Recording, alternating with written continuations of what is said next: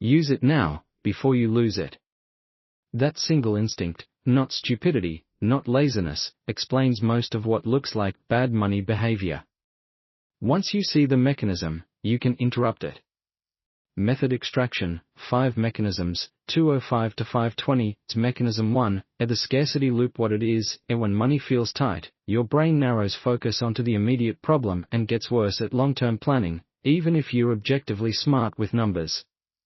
Example, you're far more likely to buy the cheap, low-quality item that breaks in a month when cash is tight, not because you don't know better, but because scarcity taxes your attention. Why it works this way, the brain treats not enough as an emergency, and emergencies get short-term thinking. Small action, before any purchase over a set amount, wait 24 hours. This isn't about willpower, it gives the scarcity response time to fade so your long-term brain can weigh in. Mechanism 2, the windfall reflex. What it is, sudden extra money, bonuses, tax refunds, gifts, feels unreal to your brain, so it gets spent differently than money you slowly earned. Example, people routinely spend a $1,000 bonus faster and less carefully than $1,000 they save dollar by dollar.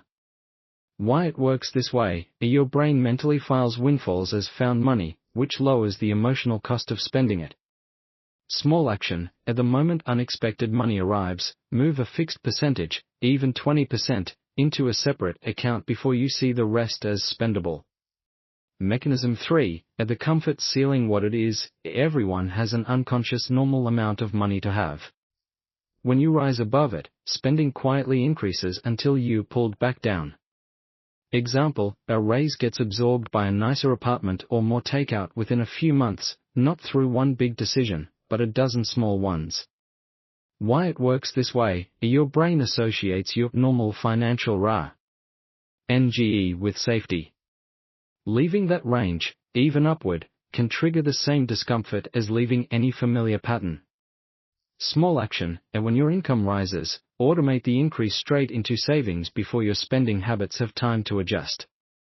Mechanism 4, a present self-bias. What it is, your brain treats future you almost like a stranger, which makes it easy to make decisions today that future you will regret.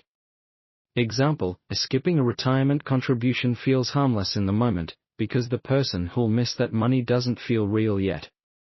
Why it works this way, brain imaging research on decision-making shows the same regions that light up when picturing a stranger also activate when people picture their distant future self.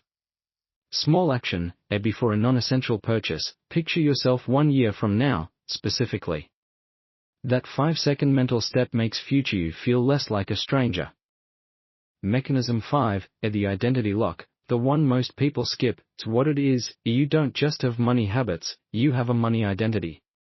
If part of you believes I'm just not a saver or money slips through my fingers, your brain will quietly steer decisions to match that story, even when you're trying to change. Example, someone can learn every budgeting technique and still end up broke, because every dollar is still filtered through that's just who I am with money. Why it works this way, identity is the brain's shortcut for fast decisions. If the habit contradicts the identity almost always wins. Small action, replace the sentence you tell yourself. Not I'm bad with money, but I'm someone learning to work with my brain instead of against it. Say it once, out loud, today. Midpoint style reset, embedded before mechanism 5, notice the pattern, and none of these 5 mechanisms are about intelligence, income, or discipline. They're about a brain running old software in a modern world. That's the reframe worth remembering. Transformation moment, 5:20 to 5:45. Maria didn't fix her finances by getting stricter with herself. She fixed the mechanisms. She automated her windfalls. She waited 24 hours before spending. And she stopped saying I'm bad with money out loud, because every time she said it, she was rehearsing the exact identity that kept pulling her back to zero. A year later, her savings account didn't just recover. It didn't reset again, because she'd changed the pattern, not just the balance. Closing, 5:45 to 6:20. To recap, the scarcity loop, the windfall reflex, the comfort ceiling, present self-bias, and the identity lock, 5 wiring patterns, not 5 character flaws.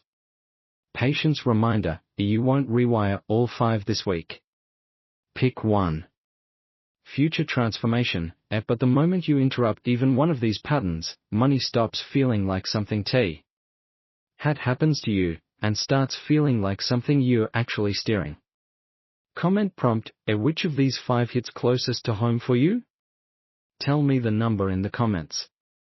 Platform CDA, if this helped, like the video and subscribe. Next time, we'll go deeper on rewiring mechanism 5, the identity lock, because that's the one that changes everything else. Production notes, not for on-camera read, to runtime target, S6 to 7 minutes at ~140 WPM, ~950 words on camera, expand examples slightly when recording to hit target. Pacing check, a task changes roughly every 25 to 35 seconds, story beat mechanism example action, per the SOP's 20 to 40 second rule, progress markers, numbered mechanisms, 1 of 5, 2 of 5, satisfied visible progression requirement. QA before recording, all claims soften to avoid absolute promises, rewires, not cures or guarantees. Story, Maria, is a composite, clearly framed as illustrative rather than a real named person. Ending resolves the hook's open loop, mechanism 5, before the platform CDA, per SOP ending rules.